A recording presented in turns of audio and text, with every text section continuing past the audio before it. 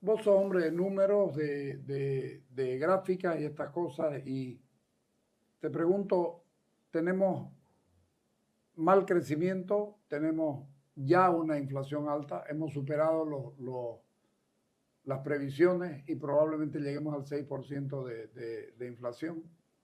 Y entonces, en lo que va del año, y entonces estamos ante una estanflación. Técnicamente sí. Técnicamente. ¿Y por qué? Porque en la definición más simple, la estanflación es cuando tenés elevada inflación y bajo crecimiento. Entonces, obviamente el término de elevada y bajo pueden ser relativos, Sí. ¿no? Pero me voy a lo que te mencionaba hace un momento. Los economistas tenemos que ver tendencia e impacto.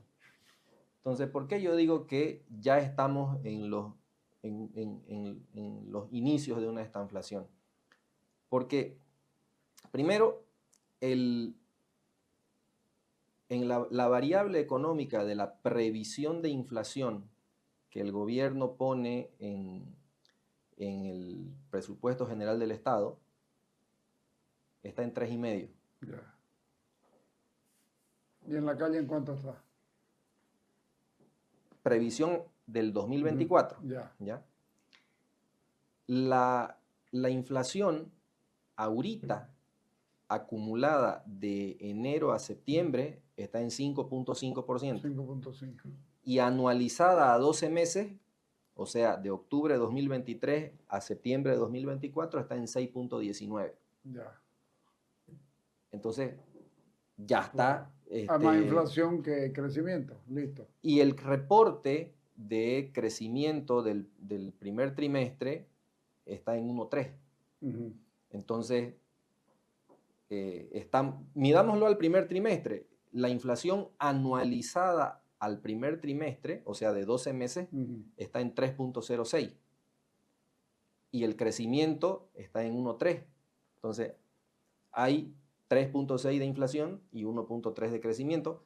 En estos días tendría que salir el reporte de crecimiento al segundo trimestre del 2024, con lo cual se va a gatillar, mejor dicho, con lo cual no se va a gatillar el famoso doble aguinaldo, no hay forma matemática de que lleguemos a 4,5, no hay. Tendría que haber un crecimiento que supere los 2 dígitos, lo cual es imposible. Entonces, ya estamos en esa figura. Entonces, lo que hay que ver es cómo se pinta para adelante. Ya, ¿no? Haceme el favor. Entonces, si vos ves, no sé si los pueden ir poniendo los gráficos. Los gráficos estos... esos dos gráficos que están juntos. Estos que están aquí, mira. Entonces... sí, eso, ¿no? A ver. Sí, no, eso es del... No lo del gobierno. No. Esto es otro de aquí. Entonces, ahí vos vas a ver que tenés ya... Esos son. Perfecto. Entonces, fíjate, el de la izquierda es la inflación a 12 meses o anualizada medida a cada mes. Y el de la derecha es la inflación de cada mes. ¿Ok? Entonces, si vos ves ahí en el de la izquierda, es lo que te decía, la línea lila, que es de este año 2024, fíjate cómo se dispara la lila, que es 2024, respecto a la verde, que es 2023, la roja, que es 2022, y la azul, que es 2021. Entonces, ese pico en septiembre, justamente ahí abajo te muestra que es la inflación anualizada a septiembre, que es de 6.18%. Entonces, si la ves la anualizada a agosto es 5.19. O sea, en un mes anualizado subió un punto porcentual. Harto, ¿no? Y si la ves a julio, está en 3.95. Entonces, vos ves que más o menos de marzo a junio cambió 306, 346, 35, 38, 39, pero mantuvo el primer dígito.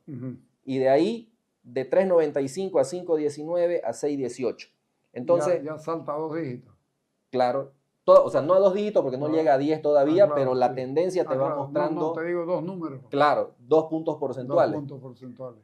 Y al lado, si vos ves la inflación de cada mes, te vas a dar cuenta que en agosto de 2024 la inflación de agosto fue 1,58%. Y al lado, la de septiembre fue de 0,88%. Entonces, si vos ves las otras líneas del gráfico de la derecha que te muestran la inflación anualizada, vos ahí ves, por ejemplo, la línea roja que fue de la gestión 2022. En octubre salta a una inflación de 0,75% en el mes de octubre.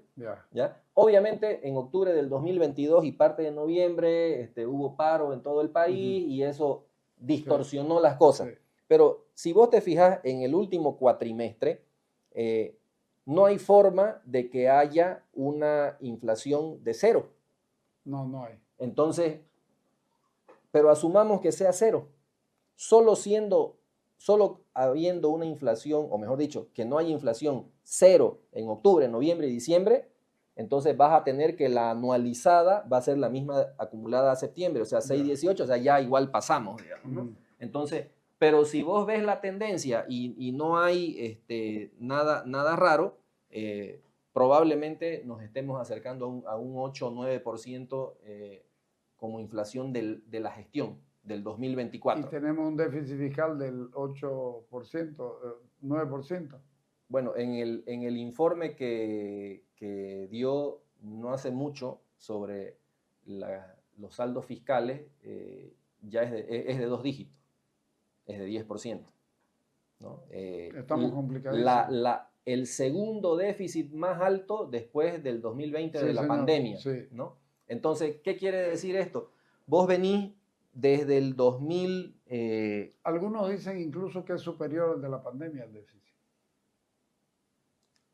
Yo he visto también opiniones al respecto, algunas un poco más fundadas, pero bueno, la información oficial que... Claro, vos trabajás con información oficial para... Ya. Claro, para evitar cualquier susceptibilidad al respecto. Entonces, la información que dieron recientemente, 8 meses después de cerrado la gestión, el 2023, fue de un déficit de un poquito más de 10%.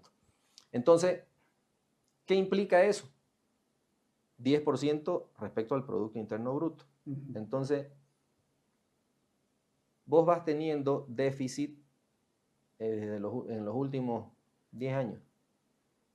Entonces, si en 10 años vas a un promedio de 9, quiere decir que en 11 años te comiste un PIB en déficit.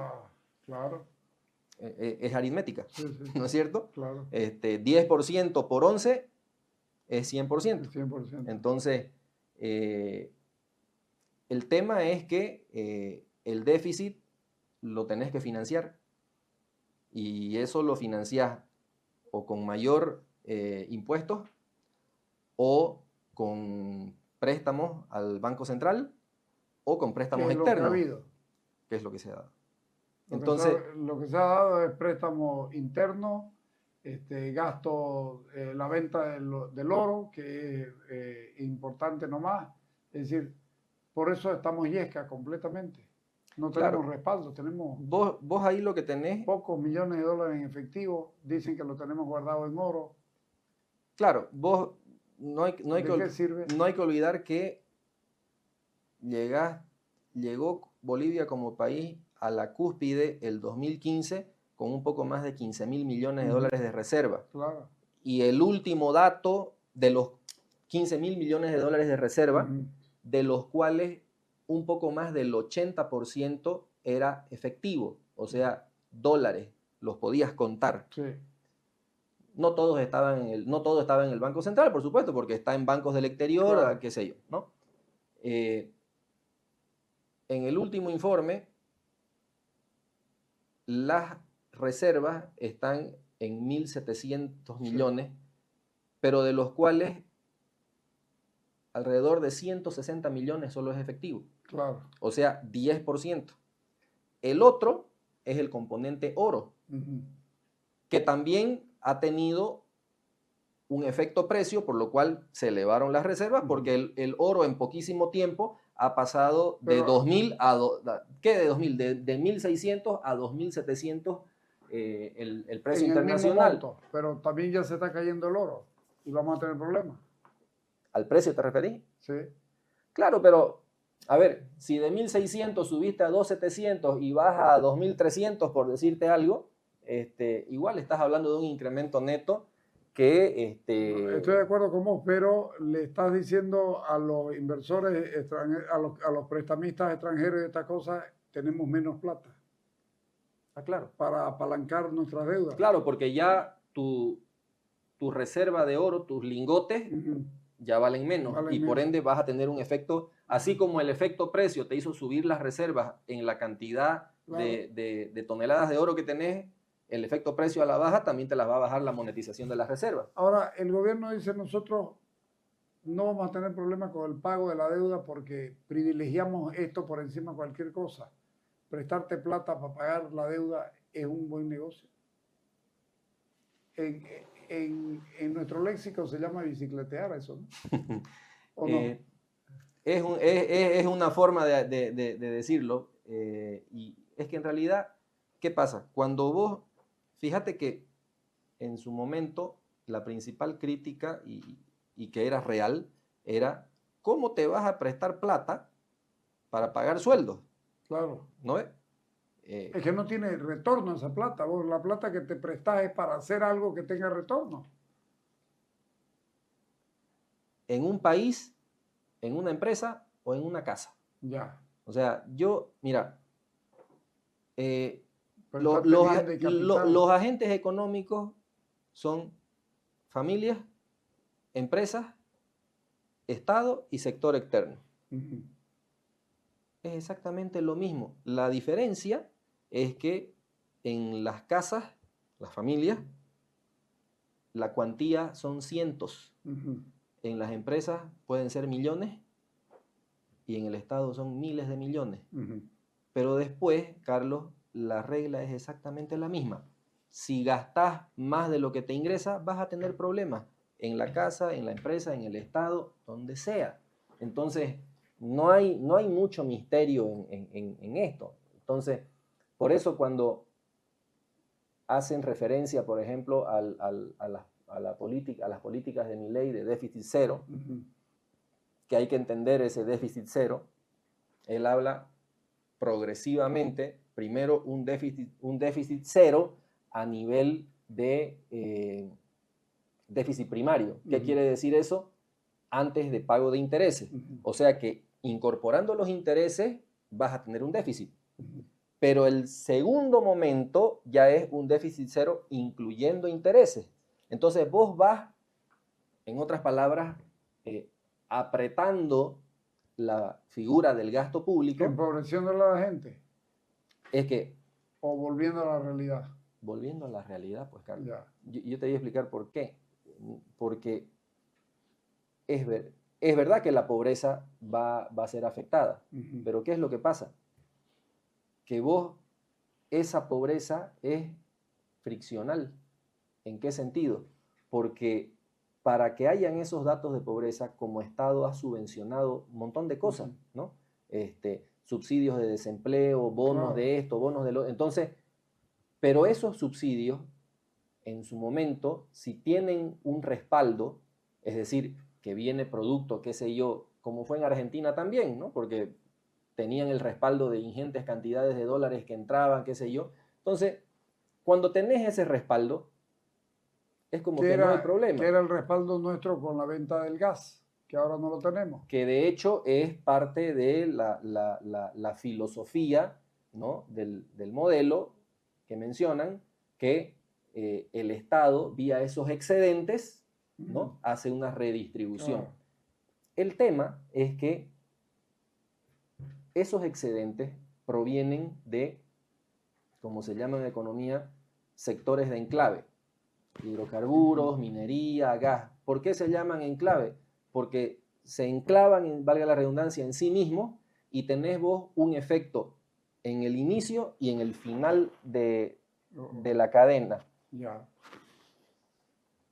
Diferente de los sectores de efecto multiplicador, como Claro. el agro, Ujú. ¿no? Porque el que siembra, Ujú. ¿no? Después está la siembra, después viene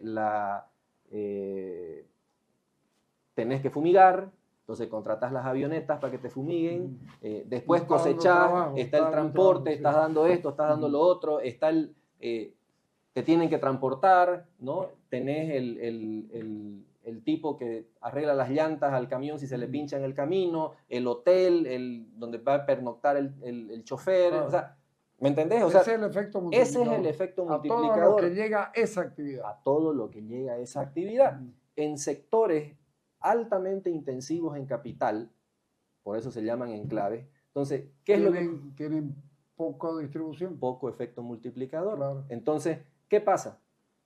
Vos tenés, y lo tengo que, por honestidad, lo tengo que referenciar a don Pepe Padilla, un gran conocedor del sector. Generar un puesto de trabajo en estos sectores de enclave, estás hablando, Gary Rodríguez también lo mencionó el otro día, creo que, no me acuerdo si en una entrevista con vos o con Oscar Ortiz, si no me falla la cabeza, es $1 millón por un puesto de trabajo. Ujú. En los sectores de efecto multiplicador estás hablando de $10.000. Entonces es una relación de 10.000 a 1 millón, es una relación enorme. Claro. ¿Te das cuenta? Además que tener esa cantidad de dinero en estos sectores de altísima inversión implica necesariamente depender de la inversión extranjera. Claro. ¿No es cierto? Claro. Ahora, para que venga una inversión extranjera, ¿qué se necesita? 3 cosas. Primero, seguridad jurídica. Segundo, la confianza en un país que te va a dejar hacer. Y tercero, que no tengas barreras de salida ni a tus retornos ni a tu inversión. Entonces, y nosotros no tenemos ninguno de los tres. Ninguno de los tres. Entonces, ¿por qué? Porque ya tenemos, y no solamente en este periodo, ¿no? O sea, nosotros como país tenemos una historia que nos juega en contra de, de que la fe del Estado no es buena fe. Ya. Tenés las nacionalizaciones desde siempre, ¿no es cierto? De la nacionalización del 30 y tanto, la del Standard Oil después con Obando, si no me equivoco. Y, no, esa es Gulf. Esa es Gulf, ¿no? Y así sucesivamente. Entonces, claro, es como que te miran de afuera y ahora, ¿qué ofreces, digamos, no? Entonces, por un lado eso. Por otro lado, un país que te deje ser. O sea, ¿cómo convencer cuando hasta porque no te pasó el camión vende garrafa por tu calle, sacás la garrafa en la calle y haces un bloqueo?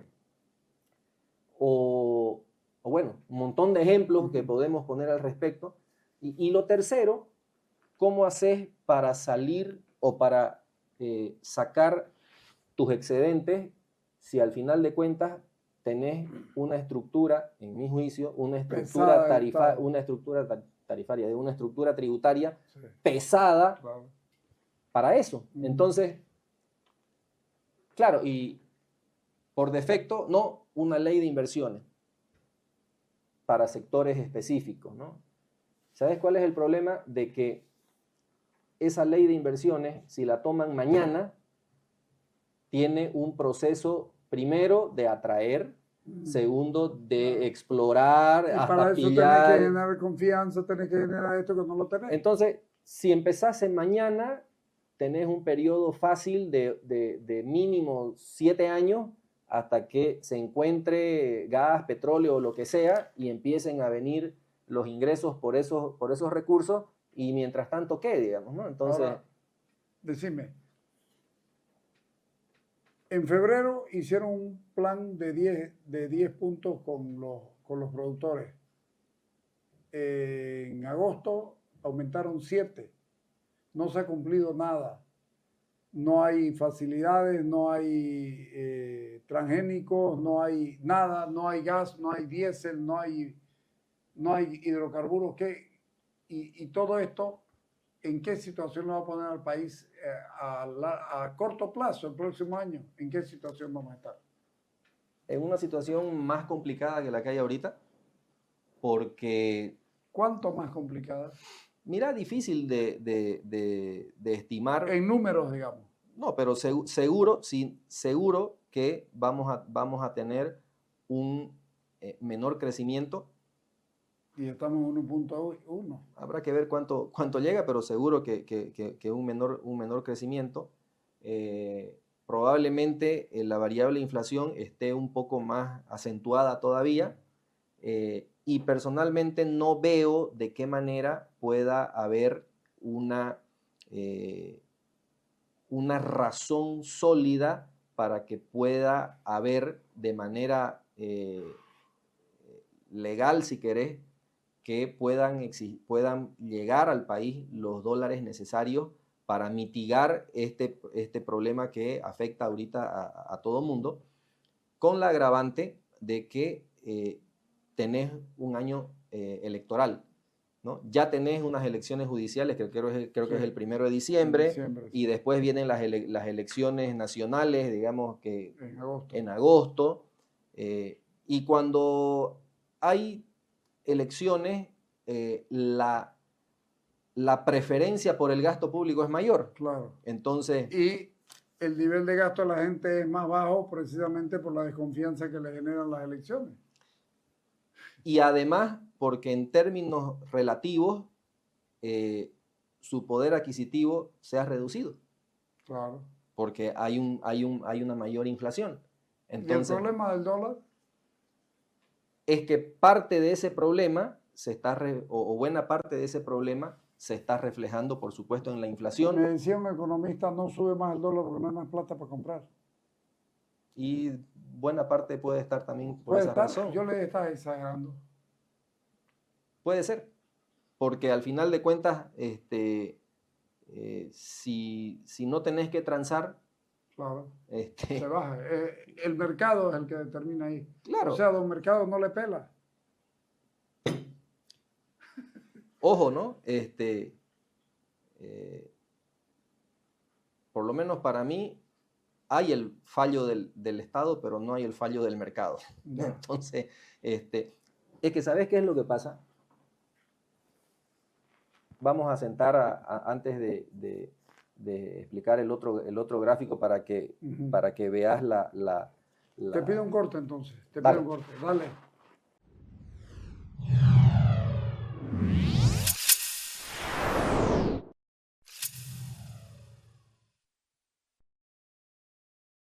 Nuestros bomberos están en primera línea en la lucha contra los incendios forestales. Junto a ellos, desplegamos maquinaria para crear sendas cortafuego, frenando la expansión del incendio. Además, enviamos cisternas y asistencia humanitaria para apoyar a las zonas afectadas. Nuestros esfuerzos están puestos en combatir los incendios. Unidos, superaremos esta emergencia. Vos podés ayudar. Deja tus donaciones en el COE. Unidos contra el fuego.